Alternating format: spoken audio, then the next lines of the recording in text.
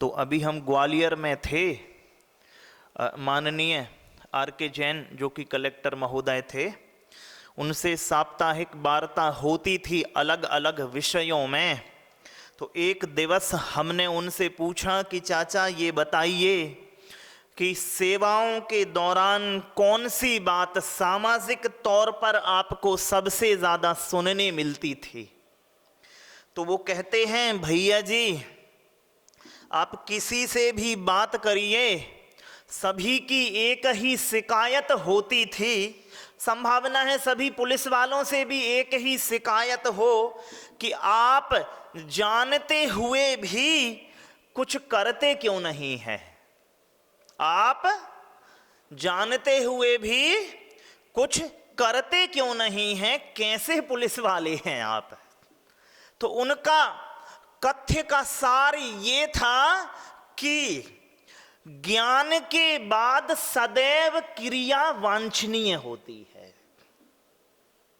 क्या कथ्य का सार क्या था राहुल जी? ज्ञान के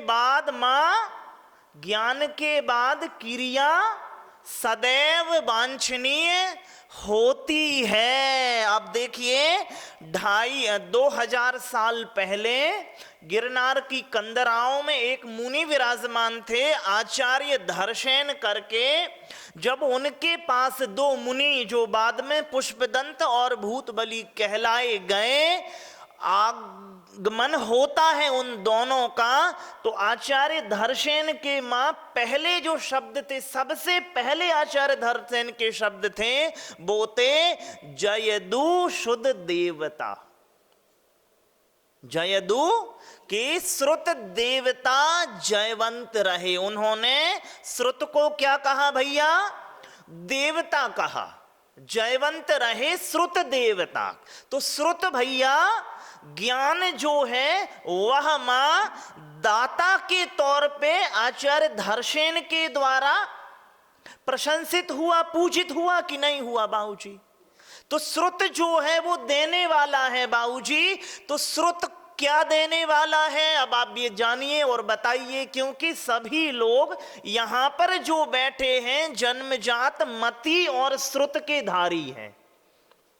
अनादि संबंधेच्छा ये सूत्र प्रयोग हुआ है कि अनादि संबंध है हमारे साथ मति और श्रुत ज्ञान का, और सभी अपने आप को एक ज्ञानी की पर्याय के रूप में भी देखते ही हैं।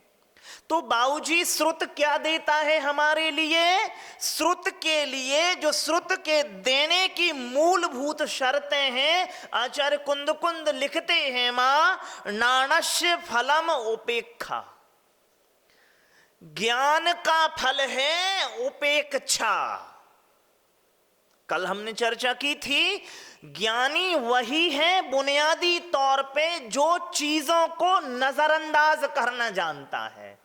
उपेक्षा, नजरअंदाज करना। कुंद महाराज साहब लिखते हैं, बाबूजी ज्ञानी हैं हम सभी, तो क्या चीजों को नजरअंदाज करना शुरू कर चुके हैं अथवा नहीं? ज्ञान का फल उपेक्षा है, कुंद महाराज साहब लिखते हैं। नीति कहती है विद्या ददाति विनयम, की विद्या विनय देती है। हम सब लोग ज्ञान की पर्याय, ज्ञानी की पर्याय को जी रहे हैं, तो क्या बाबूजी विनयी हुए कि नहीं हुए बताओ आप? अभी कठोरता परिलक्षित होती है हम सभी में जीव राशियों के प्रति, जबकि मूलभूत सूत्र क्या है मां? आत्मवत सर्वभूतेषु या जानाति स पंडिता। पंडित वही है, ज्ञानी के पर्यायवाची में पंडित शब्द का भी प्रयोग होता है। तो पंडित वही है जो आत्मवत सर्वभूतेषु, सभी भूत को, सभी जीव राशियों को आत्मवत जाने। और वो कह रहे हैं विद्या ददाति विनयम, तो भूत राशियों के प्रति आप में क्या विनय परिलक्षित होती है या नहीं होती? बताओ बाबूजी। विनय तो भाषाई भी होती है, विनय व्यवहारिक भी होती है, विनय वैचारिक भी होती है। विचार के स्तर पे भी अविनय होती है दूसरे के प्रति हमारे द्वारा, भाषाई आधार पे तो होती ही होती है, और व्यवहार के स्तर पे।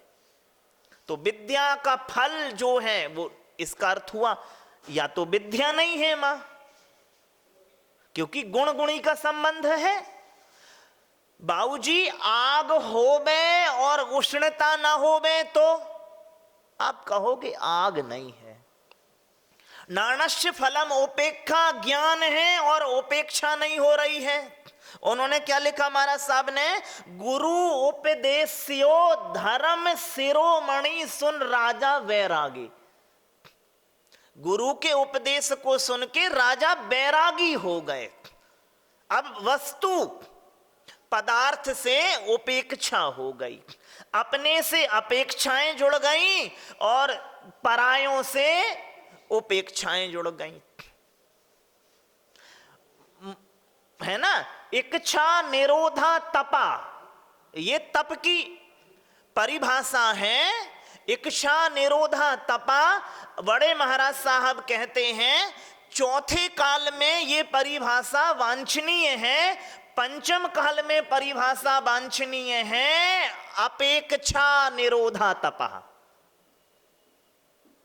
क्या बाबूजी, उपेक्षा निरोधा तपा चौथे काल की परिभाषा है और पंचम काल में वांछनीय है अपेक्षा निरोधा तपा। इसे ही कुंद कुंद महाराज साहब कह रहे हैं, नाणस्य फलम उपेक्षा।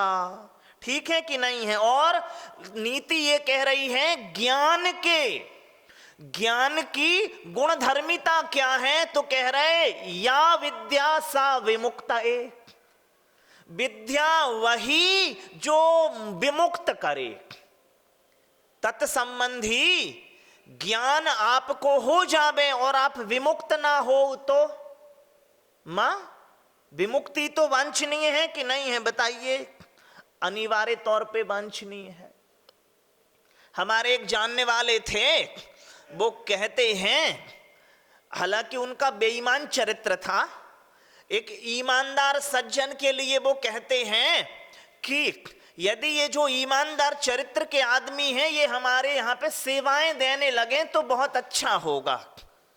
उनका ऐसी मनसा थी, तो वो हमसे कहते, भैया जी ये आदमी पढ़ा लिखा है कि नहीं है? हमने कहा सुनो, वो पढ़ा भी है और लिखा भी है, हालांकि उसका बुनियादी दोष है जो वो जितना लिखा है उतना ही वो लखा भी है।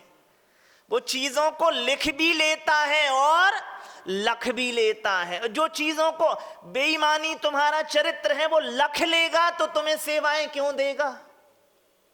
क्योंकि या विद्या सा विमुक्ता, एक विद्या वही है जो विमुक्ति दे। महाराज साहब क्या लिख रहे हैं?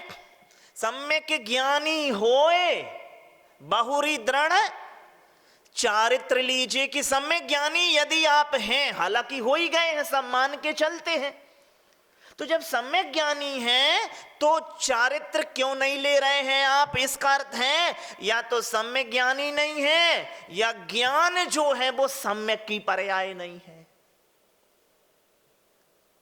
विमुक्त नहीं हो रहे हैं बाबूजी। तो कैसे मान के चलें हम और आप कि तत्संबंधी जो है विद्या वो विद्या की कोटि में आएगी कि नहीं आएगी? महाराज साहब लिख रहे हैं बुद्धि कर्मानुसारणी, कि बुद्धि जो है वह क्रिया प्रधान्य होती है। बुद्धि कर्मानुसारणी, बुद्धि क्रिया प्रधान्य होती है। यहां बौद्धिकता तो है, क्रियात्मकता नहीं है। तो बुद्धि पर प्रश्न चिन्ह लगाए जाएंगे कि नहीं लगाए जाएंगे? मैं बताओ, क्योंकि गुण और गुणी का भेद है। आप कहो मुझ में बौद्धिकता का गुण है तो उसकी जो अग्रिम वैराग्य का चरण है वह परिलक्षित नहीं हो रहा है। पढ़ते ना भगवान के लिए, भये जब अष्टम वर्ष कुमार, धये धरे अणुव्रत महासुख कारक, कि 8 वर्ष के अंतर मुहूर्त में योग्यता हो जाती है सम्यक दर्शन की।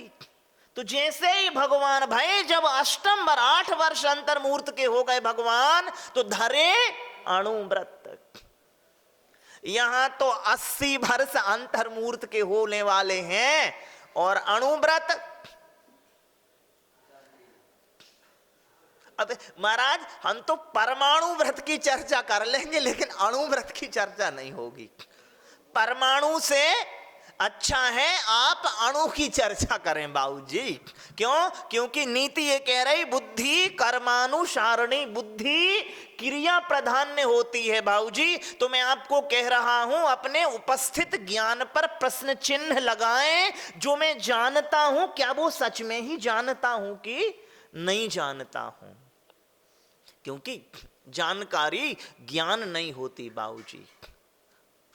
देखिए, एक होता है मानना और एक होता है जानना। मैं मानता हूं कि भगवान हूं, और एक कह रहा है मैं जानता हूं कि भगवान हूं। मानने में अनुभूति का बल कहां से लाओगे? अनुभूति का बल तो जानने में आएगा कि नहीं आएगा? मैं जानता हूं बाबूजी। तो अभी जो हम सब लोग हैं वह जानकार के तौर पे तो प्रस्तुति दे रहे हैं बाबूजी, लेकिन मानकार के तौर पे प्रस्तुति नहीं दे रहे। और जानकारी का उतना मूल्य नहीं होता है। हर वस्तु का एक मान होता है, नहीं इसका क्या मान रख रहे हैं। मान का अर्थ होता है कीमत। तो मानकार का अर्थ है बाबूजी, जानकार का अर्थ नहीं है। और समय अपना हो रहा है, आज जल्दी बंद करेंगे। तो जी महाराज आखिरी पंक्ति है, नास्ति विद्या समो बंधुर, नास्ति विद्या समो बंधुर, नास्ति विद्या समः सुहृत, नास्ति विद्या समम वित्तम, नास्ति विद्या समम सुखम।